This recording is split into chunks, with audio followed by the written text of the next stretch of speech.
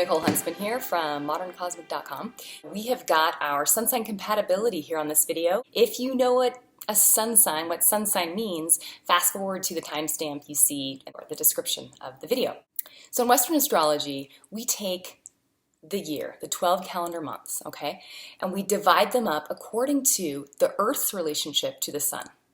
And this makes sense if you think back in the day when we were farmers. The movement of the sun, it's actually our movement, the tilt of our Earth relative to the sun and how it affects the seasons was very important.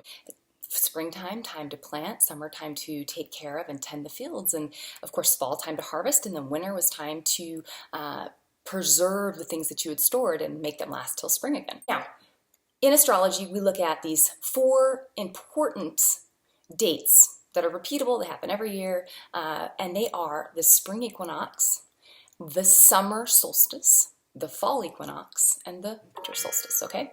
We have our zodiac signs all set up according to these solar events. In the springtime, when we have our spring equinox, March 21st, this is that time of year when the equator of the Earth is facing the sun, directly, and the Earth is level, so to speak. So, we are on an axis and the Earth tilts. At this point in the year, we're level. That's why you can spin an egg and it will spin. Now, that's the beginning of the zodiac year, and really should be the beginning of our year. It would make sense to have the time when we go from winter, where we have more darkness than light, to the time when it's equal. We have an equal amount of daylight and equal amount of darkness, and then we move into the time of the year, the spring, when we have more light and less darkness each day, okay, until we hit the summer solstice, where we have the most light, more light, and less of the darkness. So with the zodiac, your sun sign falls during a month between those 4 events. So your sun sign is going to fall into one of these segments, okay? We've got the 12 months divided up into 4, 1, 2, 3, 4, according to those solar events. And then in each of those sections, we have 3 zodiac signs, okay? Your sun sign is important in that it shows your general life force. If you think of the sun is the star in our solar system. It is the mass, the giant mass, relative to us anyway, that is holding our solar system together. Without the sun, without our star, we wouldn't be here, and if something happened to our sun, we would all die, we would perish.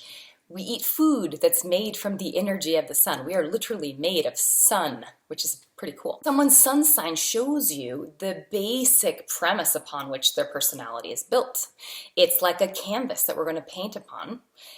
It doesn't have any paint on it yet, it's just the canvas. Is it wood? Is it metal? Is it canvas? Is it a panel? Is it round? Is it square? How big is it? How little is it? The zodiac sign will sort of illuminate, and it will explain and make granular sort of this very basic part of what we have to work with, okay, with the personality. So it's the first step in building, when you're looking at an astrology birth chart, it's the first thing you look at because you're going to build upon it, all right? And then all the brushstrokes come with the moon and all the angular houses and the planets and the aspects between the planets. That's when it becomes a beautiful picture. But until then, it's just you're one of the 12 zodiac signs. This is very general. Sun signs are general. It's a general vibe. You've got someone who's kind of more of a feeler, someone who's more of a thinker. But there are all different types of feelers and there are all different types of thinkers, okay? We get that granularity by looking at the entire birth chart and by putting the 2 people together, okay? You can have a feeler and a thinker get together and be really happy if they've got other things in their birth chart that make nice compatibility interaspects. If for some reason your sun signs don't get along well, let's say we've got someone who is, let's say we've got a Capricorn and an Aquarius, very different energies. Capricorn's conservative, Aquarius is an iconoclast and does their own thing. On the surface, sun sign wise, these 2 aren't going to jive perfectly. But if you look underneath, maybe they have moons that are both in water, and it gives them an emotional warmth, or it gives them an emotional depth to the cooler Capricorn Aquarius facade. There's another thing you want to look at between your compatibility charts. There are several, but another important primary planetary aspect that you want to look at, or planetary placement, I should say, that you want to look at. And I'm going to talk about this at the end of the video, so stay tuned, watch the compatibility, and at the very end I'll explain to you how to find If your sun compatibility isn't great, there's another thing you can look at that will indicate whether or not the two of you are going to have long-lasting happiness together, or if it's going to be sort of a no-win battle, okay? All right, let's get on to our sun signs, and please leave me comments if you have questions, and this is going to be a lot of fun. Taurus are the individuals born April 20th through May 20th. Now, this is the time of year, if you were to imagine we're back 2,000 years and we're farming, this is the time of year we would be planting. We'd be planting our seeds, at least here in the Northern Hemisphere, which is where this type of astrology comes from, Western astrology. Taurus is all about the possession. It's all about the five senses of our physical bodies and operating through this physical these three dimensions that we are here in. So Taurus, ruled by Venus, has to do with the sensual pleasures of the body, but also this idea that we can, as individual protagonists in our own story, possess things. So this is our money, this is our physical possessions, and this is also things more abstract, I suppose. Our self-esteem and our talents, the things that we possess inside of ourselves. Taurus sun signs are slower moving, predictable. They like things to unfold in a way where they know what to expect. And if you think about a farm and you think about planting seeds, you do them if you want to be productive with your farm. You plant them in rows and you do them a certain amount of space between each other, and you water them regularly, and there's a consistency there, okay? There's a routine and an earthy sort of habit that is followed in order to be productive. Have a concrete, practical way of thinking, or way of being rather, because this is a sun sign. With a Taurus, you do have someone who's somewhat stubborn. They have in their mind a plan for how they'd like things to unfold, and they'll get there when they're going to get there, and you can't push them and prod them, okay? Now also, Taurus being ruled by Venus, these individuals appreciate nice things. A lot of times someone who has strong Taurus in their chart, they either like luxury items, they're highly motivated by working hard and making money, or they enjoy the arts, music, whether it's creating it or just listening to it and enjoying it and being a patron of the arts and music. These are very Taurus, and Taurus loves food. Again, and sex. This is the body, being in a body, having a spirit in this human form where we get to experience the pleasures of what comes with this body. On the high side with Taurus, we have steadfast, loyal, determined, artistic, usually. Sometimes they're not artistic. Sometimes it comes out in other ways, like it comes out in the enjoyment of the arts or the enjoyment of food and these things I've talked about before, the five senses. They are understanding and affectionate. They're calm. They like peace and harmony in their relationships. Okay, this is Venusian. They're practical, sensual, passionate people. Their passion is different than the Aries passion. The passion of a Taurus is more slower moving and sensual, and it's more consistent. You know, Aries, the sign we did earlier, would just kind of flare up, whereas Taurus is going to come out slowly and sensually. Now, on the shadow side, or if you've got a low-functioning Taurus, you can have someone who's stubborn, who's materialistic, who's hedonistic. They are focused way too much on the outside and not on the inside. There's an unmovable nature to a shadow, low-functioning Taurus. They can be possessive, afraid of change. They have a really strong need for security, and so they're afraid to sort of break out from situations they know aren't best for them. So they can overstay bad relationships or bad situations at work, or just life situations, just be in the same career for years that they don't like, but it's the devil you know is safer than the devil you don't know. And they can be a little lazy and a little vain. That's our Venus. Now this is low functioning. Taurus in love. Taurus appreciates beauty, all right? Taurus sun signs, whether it's male or female, whatever their personal idea of beauty is, they will have, it's going to be high on their list of things that will matter to them. They need to be physically attracted to their partner. They are quite lusty and sensual, the sun sign. Once they have gotten to know someone, once they've decided that this is the one for them, they're affectionate, and the way they show their love is through they do enjoy giving their partner gifts, sharing things with them, but also really affection and sex. There's a possessiveness to a Taurus. They're on the axis of possession with a Scorpio as well. So they can at times be a little bit possessive, and they need to know that their partner is theirs. So they can have some issues with security and needing to feel safe and secure. Taurus expectations in love. Taurus types, Taurus sun signs, they're looking for security, and they're looking for a relationship that is grounded in reality.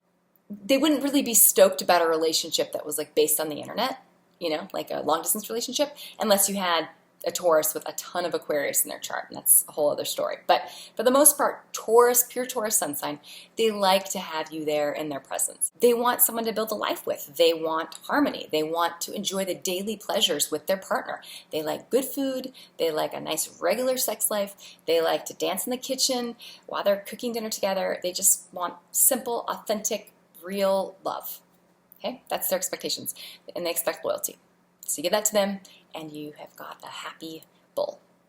Now, Taurus's biggest fear, they worry about security. This is why you've got a sun sign that's so focused on making money or proving themselves through their ability to be successful or have control over their ability to create income. That's why it's underneath it is an insecurity, a worry that they will be without. So this includes the partner. They do have a fear of their partner leaving them. And so they need a partner that is consistent, steady, does what they say they're going to do, shows up when they're supposed to, and is reliable. Ultimately, that will put their heart at ease and keep them happy and harmonious. So Virgo Sun. Virgo are people born between August 23rd and September 22nd. So this is around the time of the fall equinox. Moving into Libra, you've got right after the fall equinox. Now with Virgo, Virgos are our devoted, earthy sun signs. Virgo's ruled by Mercury. That's our planet, the little planet Mercury that orbits around the sun in about 88 days to create 1 year for Mercury. This gives our Virgos and our Geminis a quickness of mind or a nervousness. It plays out a little bit differently in Gemini and Virgo. In Virgo, through Earth, through this mutable Earth, you see an individual who is analytical. They appreciate categorizing things. They appreciate doing things a particular way. They like systems, planning, analyzing, etc. That's quite Virgo. Virgo is kind of misunderstood too. The symbol is the Virgin, and to me I like to think of the Vestal Virgins and this idea of this sacred purity, and you can see that applied metaphorically in the way that they mentally process things. They're seeking for a perfect system, a perfect order and way of doing things. My puppy's crazy, he's playing with the stuff. Oh my gosh, that's funny. So they are seeking this idealistic version of whatever it is they're interested in, whether it's from something as simple as organizing a toolbox to a Virgo who's interested in astrology, for example, who likes to learn about the categorizing. There are a lot of Virgo astrologers or astrologers who have a touch of Virgo on perhaps their Mercury. It's that interest in understanding how a system or a language or symbols, how these things all work and how they explain a deeper process or a deeper, more complex system. Well, high-functioning Virgo, you've got someone who is helpful, they're dependable. They many times operate in a, Virgo energy is an introverted expression of energy, okay? So many times they're comfortable in a role where they're serving someone else, whether it's through being an assistant or whether it's through perhaps just being in the background or in a career where they're in a role where they're observing and analyzing from the sidelines. Now, in relationships, this can come out sometimes, we'll talk about this in the low-functioning part, but it can come out as criticism. They can be critical. But on the high side, back to the high side, they're devoted. You've got authentic, genuine people. You've got someone who's got a good eye for detail. They're good at, again, analyzing something, breaking it down, making it kind of make logical sense. They like to be in the world of the here and now. There's a practicality and a sensibility to Virgo where, they appreciate showing up to appointments on time. They appreciate, sort of doing their duty, like doing the things that they say they'll do. There can be kind of a Boy Scoutish vibe to a male Virgo. I know quite a few actually that have kind of that like do-gooder vibe to them. They've got, like I said, this dutifulness, and there's a responsibility there. And they don't have as much of a need for the ego. It's not they're not going to be directly motivated for ego strokes. so much as they're going to do things out of a place of it's just like the right thing to do, and they can't not do it that way. And they will appreciate someone who gives them ego strokes. Look at their moon too. You got anything fiery on the moon or earthy, you know, they're going to be someone who really would like to get some little pats back. Now, Virgo is also quite hardworking. Kind of goes to being dutiful and responsible, but the sixth house, which is the Virgo house, has to do with our daily habits and sort of consistent patterns and the in and out of the minutia of life. And so Virgo is comfortable in the role of taking care of business, you know, getting things done that maybe other people don't want to take care of. The low side, so low functioning Virgo, you'll have someone that can be overly critical. I know quite a few Virgo females, and this is not, by the way, these are people that are some of my favorite people in the world, right? But they can be, Virgo females in particular can be kind of pessimistic because there's a realism there where they can sort of see it, and they've seen the patterns, they've seen people's behavior, and they've seen what happens when this happens, you know? They kind of get like to this place where they become a little disillusioned because a Virgo, they'll show up, they do the stuff that it is that they said that they're going to do, right? They come on time, they, you know, keep their appointments, they go run to the grocery store and don't forget to pick up the ice for you, you know, that kind of thing. That's Virgo. So when you don't show up, or when the world in general kind of, they get screwed sometimes, like we all do, they become a little disheartened and disillusioned by the whole thing. So they can be a little pessimistic and a little anxious as well. Anxiety is a big thing for anyone who has strong Virgo. I have a Virgo Mercury and Virgo Venus in the first house, and I know anxiety. It's because it's like they run at a higher speed than a lot of other people, even mentally, because this is Mercury, which to me is a mercurial a planet. It has to do with the mind. There is a nervousness. A lot of, like, if I was to think of the stereotypical Virgo, they would be quite thin because they're busy, and there's a nervousness there, and there's a anxiousness that's there. So sometimes can have issues of insomnia, things like that. They have high standards. Now, Virgos are idealistic, just like Pisces. To me, this is like this axis of service, and it's this idealistic, value-driven axis. So they appreciate sort of, they have a hierarchy in their mind of how things should sort of operate. And so they'll appreciate when things are, they'll want things to be up here. And they'll also kind of realize that to have things up here is going to be really difficult. Like they know that they're perfectionists. There's quite a realistic, that's almost, I think, their strength and their weakness, right? Like they can really see themselves a lot of times. They can see all their shit. And so they sort of feel bothered by that because they're not reaching, they personally aren't able to hit their own, you know, standard of what they think is ideal. And so they can project it onto other people or relationships, or just assume everyone else is, we're all a bunch of screw ups as well, kind of thing. So they also can be martyrs sometimes. You know, you got this with both Pisces and Virgo, this axis. Anyone who has these zodiac signs strongly noted in their chart. Because, again, it's this ability to give and give and give and give, because it's kind of just, they operate better in the place of taking care of something else behind the scenes, taking care of someone else's problem and fixing it, rather than maybe receiving care from someone, like someone taking care of them. That will make them a little uncomfortable, because that means that they're failing at whatever it is that person has to take care of for them. Remember, they're Virgo and they want to do things to this level. It's like an ideal, and that means that they're not. So they're like, oh, I'm a big loser because you're taking care of me. This is really uncomfortable for me. Even like gift giving, a lot of times Virgos are, I mean, again, look at their moon, all the other thing, they're Venus, but a lot of times gift giving, receiving gifts can be a little awkward for Virgo, or they can be someone that you're like, I'm not really sure what to get for that person exactly, you know, but ultimately they'll enjoy it. So gifts, but okay. Now, Virgo in love. So because you've got a person who has these, you know, pretty high standards, this applies to their love life as well. And,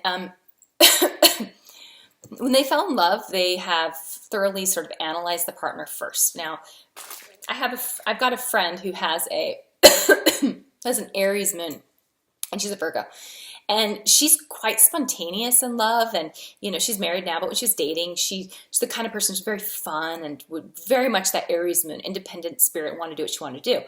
But then after she was sort of seeing someone, then her Virgo analytical nature would kind of set in, and she would sort of analyze things and look at them from, both sides and be like, like this doesn't feel right, or this, so sort of after the fact, it was like this Virgo in hindsight, rearview mirror Virgo thing happening. But, they have this idealistic thing that they're looking for. A hard thing for an idealist is you might have to just come to the realization that there really isn't an ideal. I mean, there is in your head, but as soon as you make something move from the mental space to the physical space in the form of another human, good luck.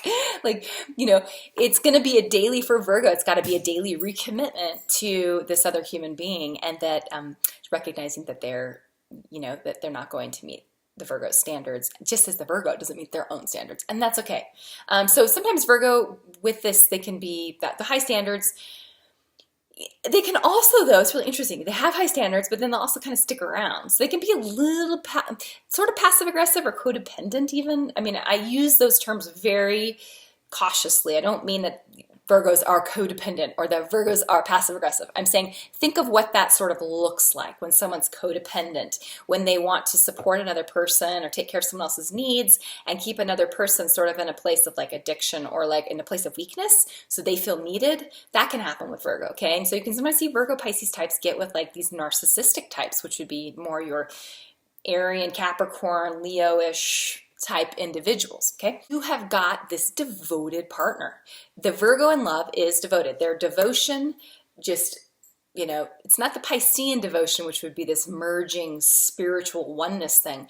It is more like the Vestal Virgin, worshiping the object of their love. They are sacrificing their carnal desires, to perhaps be with other people, to devote themselves to the one they love. Okay, so think of it as almost a religious experience, because the Virgo sort of symbolizes, it's the virgin, it's the human here on earth looking up to the divine, and Pisces on the opposite end is just that merge of the divine and the earthly. Okay, so Virgos in love, they need that devotion in their partnership. A lot of times Virgo males will put females up on the pedestal, and you're going to fall off, you're going to jump off, or you're going to get pushed off when you're on a pedestal. So being on a pedestal is not comfortable. So Virgo men, don't do that. There's a certain level of devotion that should happen. And, when I say devotion, it's like this religious devotion. There's a certain amount that should happen in any relationship, but it should go in both directions, okay? Okay, Virgo expectations in love. So here you go. Here's the problem. You got someone who has high standards in love. They have high standards for themselves, but also for their love match, their partnership, and on their partner themselves. Of course, with that, you're going to be disappointed because people are losers sometimes, right? We are all assholes at times. We all do things contrary to how we would like to do them or how we intend on doing them. We don't show up, or we just let our partner down. So Virgos get disappointed at times. So their expectations in love are kind of, in a sense, it's funny. It's like they sort of have these high standards, these ideals, but they like no, because they're so practical. They're so damn practical. They're like, you're not going to be able to meet my ideal, my standards. So it's kind of, you can almost turn into like a pessimism, like, oh well, I mean, it's not going to be what I want it to be, and so they can just not go all the way in, even sometimes, or hold back and still hold on to this little idea, this ideal love that exists somewhere out there in the ethers that they'll never get to. All right. Because also when they do really love you and they have that devotion to their partner, they get disappointed. They're let down many times by their partner, right? They realize, I love you fiercely, but you might not be able to do it in return. Okay.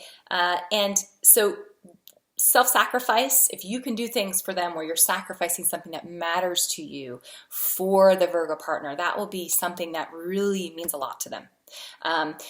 Showing up for them, showing up, being a backbone, being like a strong, united force.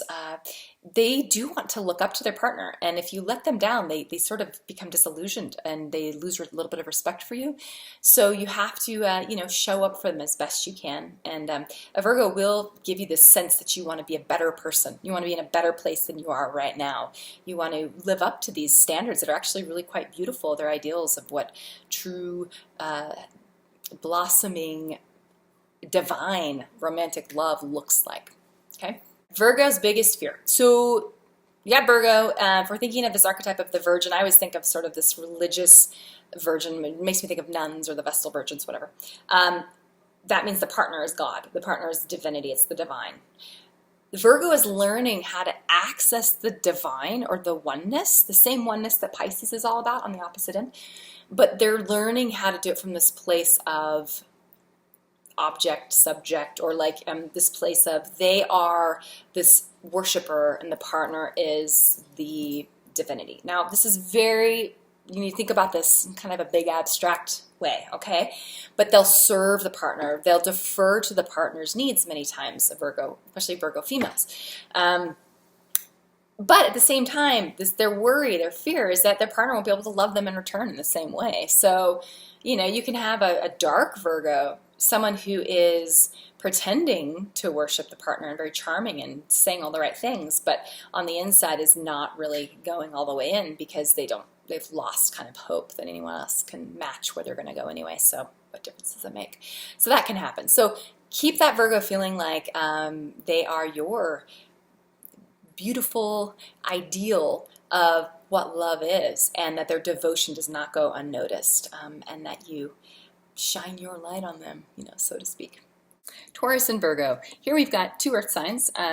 Earth signs are happy together because they're in the same element. They both are practical, solid, grounded individuals, and they'll be attracted to each other and feel simpatico because of this.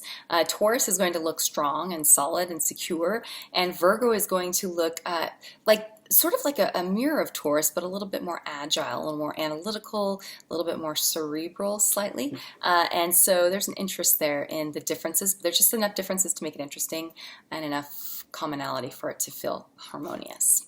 Okay, these two, the long-term interaction between these two will be harmonious. It will be slow growth. It'll be focused on, you know, improvement, and at least from the Virgo's perspective, Virgo's always wanting to reach this kind of ideal.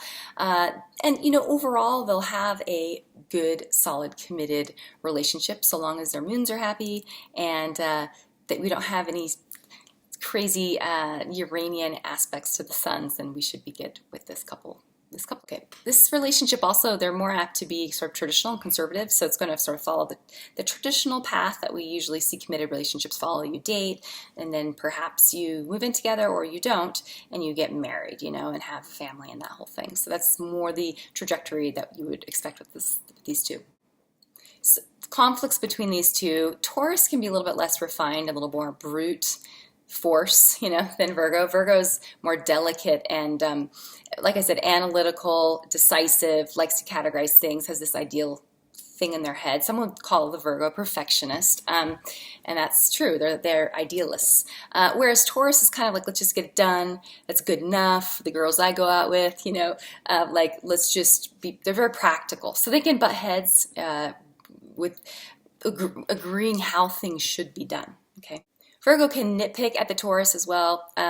Virgo, of course, is really analytical and is always looking for ways to improve things. Taurus is happy with keeping things the way that they are, very meat and potatoes. If it works, if it's not broken, don't fix it kind of a thing. So that can annoy the Taurus. But overall, it's a minor irritation. With Taurus, you've got the tendency to kind of do things to an excess, food and pleasures and that kind of thing. Whereas Virgo is a little bit more of a minimalist. Virgo is, you know, more going to focus on the things that they're really interested in enjoying, and then cutting out everything else. They're editors. They kind of edit even with their pleasures. Okay, how others will see this relationship. This will seem like a really traditional, long-term, you know, marriage potential kind of a relationship from other people's perspectives.